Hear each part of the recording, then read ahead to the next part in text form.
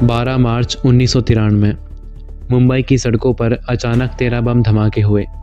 250 से ज़्यादा लोग मारे गए, सैकड़ों घायल हुए और पूरे देश में दहशत फैल गई। इस आतंक का मास्टरमाइंड दाऊद इब्राहिम था, लेकिन उसके साथ एक और नाम सामने आया, अबू सलेम।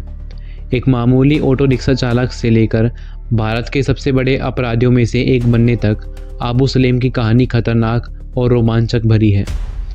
उसने बॉलीवुड को धमकाया, सुपारी किलिंग की, फिरौती का धंधा चलाया और सालों तक पुलिस से बचता रहा।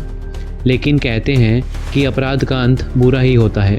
अबू सलीम के साथ भी वही हुआ जो हर अपराधी के साथ होता है, गिरफ्तारी, कोर्ट केस और उम्र कैद।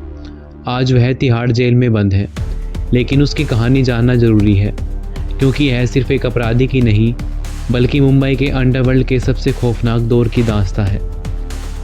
चलिए कहानी को शुरू करते हैं, लेकिन आगे बढ़ने से पहले अगर आप इसी तरह की और भी वीडियोस देखना चाहते हैं तो हमारे चैनल को सब्सक्राइब कर नोटिफिकेशन ऑन कर लें। अबू सलेम का जन्म उत्तर प्रदेश के आजमगढ़ ज़िले के सराय मीर गांव में हुआ। उसका बचपन गरीबी में बीता। पिता सरकारी कर्मचारी थे, लेकिन उनके निधन के बाद परिवार की हालत खराब हो गई। पढ़ाई में कोई खास दिलचस्पी नहीं थी, इसलिए बचपन से ही पैसे कमाने की चिंता थी। बड़े शहर में जाकर कुछ बनने का सपना लेकर 1985 में मुंबई आ गया। मुंबई आकर उसने पहले ऑटो रिक्शा चलाई, लेकिन पैसा कम था और जल्द ही उसने गैर कानूनी धंधों की ओर रुख कर लिया। मुंबई उस समय अपराध और अंडरवर्ल्ड का गढ़ था। अबू सलीम ने जल्द ही अपराध की दुनिया में अपना नाम बनाना शुरू कर दिया। उसे छोटी मोटी वसूली करने के काम मिले, लेकिन उसकी चालाकी और बेरहमी को देखकर जल्द ही दाऊद इब्राहिम की डी कंपनी में उसे जगह मिल गई। अब वह एक अपराधी नहीं रहा, बल्कि अंडरवर्ल्ड का हिस्सा बन चुका था।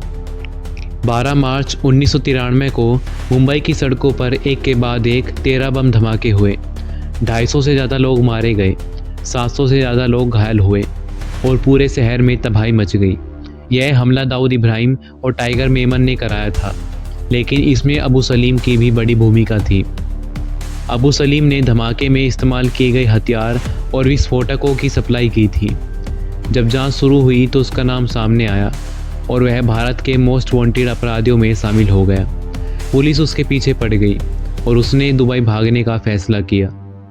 अबू सलीम सिर्फ हथियारों की सप्लाई और धमाके तक सीमित नहीं रहा, उसने बॉलीवुड में दहशत फैलानी शुरू कर दी।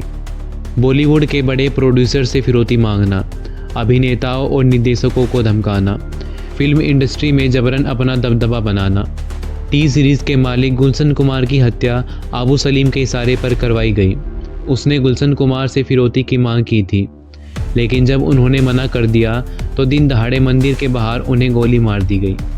अबू सलीम की क्रूरता सिर्फ बॉलीवुड तक सीमित नहीं थी, उसने मुंबई के नामी बिल्डर दीप जैन की सरेआम हत्या करवा दी, क्योंकि उन्होंने उसे पैसे देने से मना कर दिया था।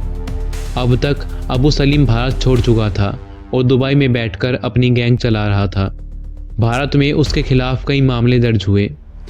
उसने दुबई में बैठकर जबरन वसूली और सुपारी किलिंग का धंधा जारी रखा, लेकिन जब भारतीय एजेंसी उसके पीछे पड़ी तो उसने यूरोप भागने का फैसला किया और पुर्तगाल चला गया।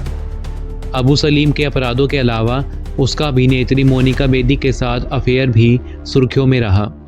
दोनों एक साथ पुर्तगाल में छिपे रहे, लेकिन 2002 में पुर्तगाल पुलिस ने उन्हें गिरफ्तार कर लिया। भारत ने पुर्तगाल सरकार से उन लोगों की अपील की और 2005 में अबू सलीम को भारत लाया गया। भारत आने के बाद अबू सलीम के खिलाफ कई गंभीर मुकदमे चले। 2017 में उसे उम्र कैद की सज़ा सुना दी गई। इसके अलावा उसे गुलशन कुमार मर्डर केस, दीप जैन हत्याकांड और जबरन वसूली के मामले में भी दोषी ठहराया गया। आज अबू सलीम तिहाड़ जेल में बंद है और उम्र कैद की सज़ा काट रहा है। वह कानूनी लड़ाइयाँ लड़ने की कोशिश करता रहा, लेकिन भारत सरकार ने पुर्तगाल को वादा किया था कि उसे फांसी नहीं दी जाएगी। अब वह वही कर रहा है जो हर अपराधी का अंतिम अंजाम होता है, सज़ा भुगतना।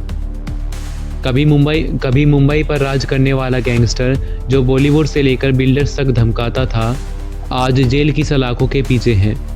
यह कहानी सिर्फ अबू सलीम की नहीं बल्कि हर उस अपराधी की है जो यह सोचता है कि वह कानून से बच सकता है।